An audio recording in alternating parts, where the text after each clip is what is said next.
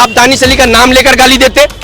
ये मुल्ले को बाहर निकालो, ये कटवे को बाहर निकालो, ये आतंकवादी है, ये उपद्रवी है। ये भाषा क्या दर्शाता है? एक तरफ प्रधानमंत्री कहते हैं कि उनको कपड़ों से पहचानो। किसको कपड़े से पहचानने की बात कर रही है? हिंदुस्तान की आजादी में जितना आपने लड़ाई लड़ा है, उतना ही हिंदुस्तान के उलमाओं ने अपना खून की कुर्बानी देकर हिंदुस्तान को आजाद कराया है। और हम किसी से भीख नहीं मांग रहे। ये हमारा हक है पूरे हिंदुस्तान में कि जितना आपका अधिकार है उतना मेरा भी अधिकार है हिंदुस्तान में। आजाद भारत में, आजाद आसमान के नीचे हम हर वक्त ये कह सकते हैं कि सारे जहां से अच्छा हिंदुस्तान हमारा, हम बुलबुले हैं इसके, ये गुलिस्तान हमारा। 14 के बाद नाथूराम गोडसे का देश बनाने जा रहे हैं, जो नफरत फैलाया पूरे देश में। नाथूराम गोडसे जो अंग्रेजों का तलवा चाटता था, नाथूराम गोडसे वही जिसने महात्मा गांधी को गोली मारा था। आजाद हिंदुस्तान का पहला टेररिस्ट अगर कोई है तो वो नाथूराम गोडसे है। और इनके नक्शे कदम पे चलने वाला ये नरेंद्र मोदी की सरकार, ये भारतीय जनता पार्टी के लोग हैं। किस तरीके से भारतीय जनता पार्टी के लोग रेपिस्ट के समर्थन में कठुआ में निकले थे, जो आसिफा का रेप हुआ तो रेपिस्ट के समर्थन में जुलूस निकाला। किसने निकाला? भारतीय जनता पार्टी के लोगों ने। तो उन्नाव में रेप किया बीजेपी के एमएलए के समर्थन में भारतीय जनता पार्टी ने वहां पर रैली निकाला। तो इनका इतिहास रहा है, किसान के खिलाफ भारतीय जनता पार्टी है, मजदूरों के खिलाफ भारतीय जनता पार्टी है, महिलाओं के खिलाफ भारतीय जनता पार्टी है, युवाओं के खिलाफ भारतीय जनता पार्टी है। और मैं ये कहता हूं कि पूरे हिंदुस्तान के खिलाफ भारतीय जनता पार्टी है। सबका साथ सबका विकास जो आपने नारा दिया है, तो कहां सबका साथ सबका विकास आप कर रहे हैं? आप तो ये नारे से, आपका नारा तो अलग लग रहा है मुझे कि सबका साथ और मुसलमानों का सत्यानाश, ये आपका नारा आपको लग रहा है। कहीं ना कहीं आपके एमपी, आपके एमएलए, आपके मुख्यमंत्री, कोई ना कोई भारतीय जनता पार्टी का लोग जो है मुसलमानों पर टिप्पणियां क्यों कर रहा है? बीजेपी सांसद के शर्मनाक बयान पर उनके ऊपर कार्रवाई के बजाय बीजेपी के नेता, बीजेपी के अंधभक्त अब उनकी वाहवाही कर रहे हैं। इन सभी विषयों पर बातचीत करने के लिए मोहम्मद सरफराज हमारे साथ मौजूद है। मुस्लिम युवा है जो लगातार बेबाकी से अपनी बात रखते हैं और बातचीत करेंगे कैसे देखते हैं। तो कैसे देखते हैं सरफराज भाई, जिस तरह से बीजेपी के नेता इसे कंडेम करने के बजाय अब तो ये तारीफ कर रहे हैं, वाहवाही कर रहे हैं? भारतीय जनता पार्टी का तो इतिहास रहा, शर्मनाक इतिहास। जब वो रेपिस्ट के समर्थन में जुलूस निकाल सकते हैं कि रेपिस्ट को बचाने के लिए, तो ये जो संसद में जो शर्मनाक बात इन्होंने कहा मुसलमान एमपी के अगेंस्ट में, क्या कहा संसद में इन्होंने कि कटवा को, मुल्ला को बाहर निकालो, उपद्रवी को बाहर निकालो, टेररिस्ट।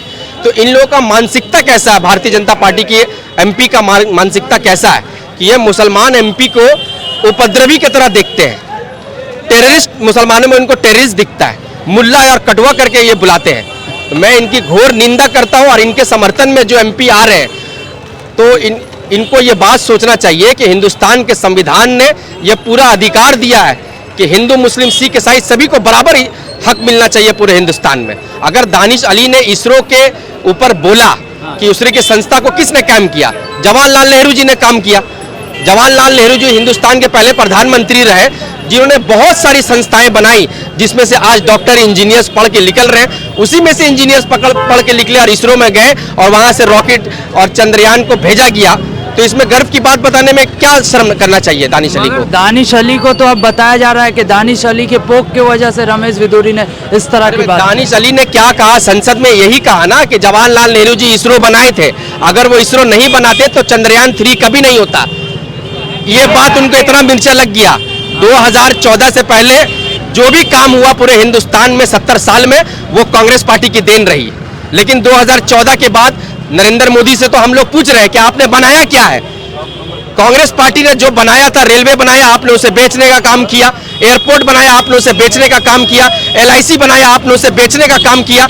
तो दानिश अली जो BSP के MP है, मायावती के पार्टी से आते हैं, एक मुसलमान समुदाय को वो रिप्रेजेंट करते हैं लोकसभा में, तो उनके खिलाफ आप इतना जहर कि आप संसद में, जो लोकतंत्र का मंदिर जिसको कहा जाता है, उस संसद में खड़े होके आप ये बात कह रहे हैं कि कटवा को बाहर निकालो। मुसलमान एमपी को आप आतंकवादी कह रहे हैं। कहां कह रहे हैं? स्पीकर के मौजूदगी में कह रहे हैं, होम मिनिस्टर के मौजूदगी में कह रहे हैं। और उसके बाद में फिर आप ये बात कहते हैं, उसके समर्थन में आ रहे हैं कि दानिश प्रोवोक कर रहा है। अरे बात का टास तो होता है संसद में, चर्चा का महल है वो, उसमें वो चर्चा के लिए बनाया ही गया है। कानून, विपक्ष का काम है कि पक्ष सत्ता दल को वो आईना दिखाए। अगर वो कोई बात कह रहे हैं तो उन पे आप उनका जवाब दीजिए। तो राजनाथ सिंह ने जो माफी मांगी उसे कैसे देखते हैं? राजनाथ सिंह ने गाली नहीं दिया है। जिस एमपी ने गाली दिया है उसको संसद से तुरंत सस्पेंड करना चाहिए। ये संसद के मर्यादा के खिलाफ है। अगर आज आप मुसलमानों को गाली दे रहे हैं संसद के अंदर बैठकर, कल आप दलित को गाली देंगे, पर से आप पिछड़े वर्गों के लोगों जो आते हैं उसको गाली देंगे। जब नया संसद भवन बैठा, आपकी मानसिकता कैसी है कि जब नया संसद भवन बना तो उसमें आपने राष्ट्रपति को नहीं बुलाए। क्यों नहीं बुलाए?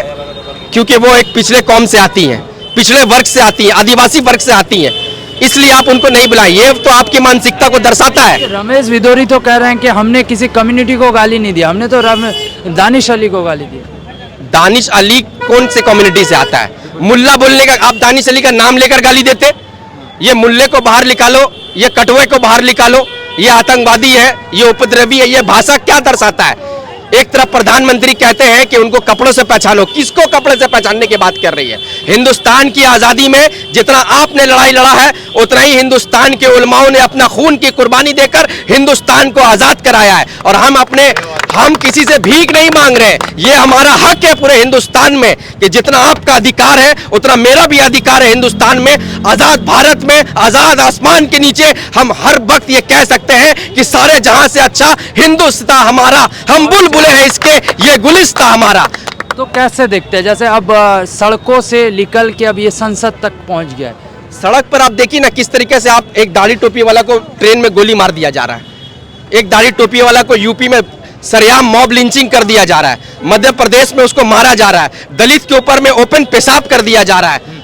किस तरीके का आप देश बनाने का कोशिश कर रहे हैं? क्या 2014 से पहले हमारा देश ऐसा था? 2014 से पहले भगत सिंह का देश था, मौलाना आजाद का देश था, जिन्होंने हिंदुस्तान के लिए कुर्बानियां दी थी, वो उनका देश था। लेकिन 2014 के बाद नाथूराम गोडसे का देश बनाने चाह रहे हैं, जो नफरत फैलाया पूरे देश में। नाथूराम गोडसे जो अंग्रेजों का तलवा चाटता था, नाथूराम गोडसे वही जिसने महात्मा गांधी को गोली मारा था। आजाद हिंदुस्तान का पहला टेररिस्ट अगर कोई है तो वो नाथूराम गोडसे है। और इनके नक्शे कदम पे चलने वाला ये नरेंद्र मोदी की सरकार, ये भारतीय जनता पार्टी के लोग हैं। पूरे हिंदुस्तान को आज जानने की जरूरत है कि अगर 2024 में आजाद भारत फिर से चाहते हो, मौलाना आजाद का भारत चाहते हो, भगत सिंह का भारत चाहते हो, तो इंडिया अलायंस को वोट देकर हिंदुस्तान में फिर से मोहब्बत कायम करो, वरना तुम्हारा हिंदुस्तान कहीं ना कहीं हर जगह जलता हुआ नजर आने वाला है। तो रमेश भिदोरी के समर्थन में तो कुछ लोग आ रहे हैं, कह रहे हैं कि रमेश भिदोरी ने सही कहा है। कुछ लोग नहीं आ रहे हैं, भारतीय जनता पार्टी के लोग आ रहे हैं। जिस तरीके से भारतीय जनता पार्टी के लोग रेपिस्ट के समर्थन में कठुआ में निकले थे, जो आसिफा का रेप हुआ तो रेपिस्ट के समर्थन में जुलूस निकाला। किसने निकाला? भारतीय जनता पार्टी के लोगों ने। जो उन्नाव में रेप किया बीजेपी के एमएलए के समर्थन में भारतीय जनता पार्टी ने वहां पर रैली निकाला। तो इनका इतिहास रहा है, किसान के खिलाफ भारतीय जनता पार्टी है, मजदूरों के खिलाफ भारतीय जनता पार्टी है, महिलाओं के खिलाफ भारतीय जनता पार्टी है, युवाओं के खिलाफ भारतीय जनता पार्टी है। और मैं ये कहता हूं कि पूरे हिंदुस्तान के खिलाफ भारतीय जनता पार्टी है। और हिंदुस्तान के लोगों को आज जानने की, जागने की जरूरत है कि हिंदुस्तान में जो नफरत फैल रहा है उसको आप रोकिए। तो क्या लगता है, स्पीकर ने कहा कि कार्रवाई होगी, तो कार्रवाई लगता है होगा? कार्रवाई करिए ना। जिस तरीके से राहुल गांधी का आपने सदस्यता को रद्द कर दिया था, राहुल गांधी ने क्या कहा था? मोदी चोर है, नीरव मोदी चोर है, मेहुल चोकसी चोर है। उन्होंने नरेंद्र मोदी को चोर नहीं कहा था। लेकिन आपको इतना मिर्चा लग गया कि राहुल गांधी की सदस्यता को तुरंत कैंसिल कर दिया। लेकिन मैं शुक्रगुजार हूं सुप्रीम कोर्ट का कि उन्होंने कानून के हिसाब से राहुल गांधी को फिर से गरजने के लिए, इन लोगों के नाक में दम करने के लिए संसद में भेजा गया फिर से। रमेश भिदोरी जैसे लोग के मानसिकता, जैसे लोग जो मानसिकता दर्शाई, वो लोग कहाँ से पैदा होते हैं, क्या लगता है? आरएसएस से पैदा होते हैं। आरएसएस का काम ही रहा है 70 साल में, जब से हिंदुस्तान आज़ाद हुआ है, वो यहाँ पर हिंदू राष्ट्र बनाने की कोशिश कर रहे हैं। लेकिन जब ये राष्ट्र का निर्माण किया गया आज़ादी के बाद, तो हिंदुस्तान को भीमराव अंबेडकर जी ने संविधान दिया और संविधान में यह पहला शब्द लिख दिया कि ये राष्ट्र जो है ये सेकुलर है। यहाँ सारे कौम के लोग, सारे मजहब के लोग यहाँ पर एक साथ रह सकते हैं। जिनको पाकिस्तान जाना था वो मुसलमान पाकिस्तान चले गए। हम अपने चॉइस से यहाँ हिंदुस्तान में हैं और हमको ये आज़ादी मिली थी कि आपको पाकिस्तान जाना है या हिंदुस्तान में रहना है। तो हमने इस देश को चुना, जिस देश में हमारा खून बहा है आज़ादी के लिए, उस देश को हमने अपने मर्जी से चुनकर यहाँ रहा। और इस देश का संविधान हमको पूरा अधिकार देता है कि हम इस संविधान के हिसाब से हिंदुस्तान में रहें, लेकिन रमेश बिदूरी जैसे लोग हिंदुस्तान में अगर जहर फैला रहे हैं एक समुदाय के खिलाफ, तो प्रधानमंत्री को उसके ऊपर में स्ट्रिक्ट एक्शन लेना चाहिए, स्पीकर को उनके ऊपर में एक्शन लेना चाहिए कि एक समुदाय को आप पार्लियामेंट के अंदर में गाली बक रहे हैं, उसके ऊपर में कड़ी कार्रवाई करनी चाहिए। तो क्या मुसलमान इन सभी घटनाओं के बाद सुरक्षित महसूस कर पाएगा? नहीं कर रहा है ना। प्रधानमंत्री मीडिया में आकर कहे ना कि सबका साथ सबका विकास जो आपने नारा दिया है, तो कहां सबका साथ सबका विकास आप कर रहे हैं? आप तो ये नारे से, आपका नारा तो अलग लग रहा है मुझे कि सबका साथ और मुसलमानों का सत्यानाश, ये आपका नारा आपको लग रहा है। कहीं ना कहीं आपके एमपी, आपके एमएलए, आपके मुख्यमंत्री, कोई ना कोई भारतीय जनता पार्टी का लोग जो है मुसलमानों पर टिप्पणियां क्यों कर रहा है? हमने क्या इस देश का बिगाड़ा है? इस देश के लिए हमने कुर्बानियां दी है और ये हमारा हक है। अपने हक को हम लड़ाई लड़के लेंगे। अगर कोई हमारे हक को छीनने की कोशिश करेगा, चाहे वो रमेश बिदूरी जैसे लोग हो, चाहे भारतीय जनता पार्टी के लोग हो, संविधान के हिसाब से हिंदुस्तान में जब तक लड़ाई लड़ना होगा हम लड़ेंगे। एक आखिरी सवाल, क्या लगता है रमेश बिदूरी के ऊपर कार्रवाई होगी? अभी तक तो देखिए इनके जितने एमपी और एमएलए लोग हैं, जो टेनी का बेटा था जो किसान के ऊपर में गाड़ी चढ़ा दिया, उसके ऊपर में एफआईआर करने के लिए पुलिस डर रही थी।